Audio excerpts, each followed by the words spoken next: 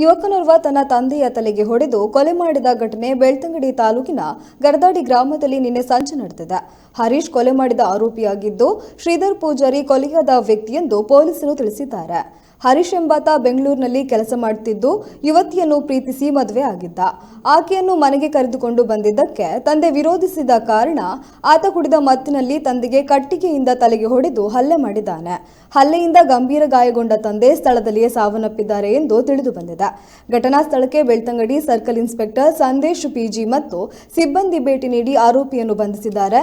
Belthangady police ಠಾಣೆಯಲ್ಲಿ ಪ್ರಕರಣ ದಾಖಲಾಗಿದೆ.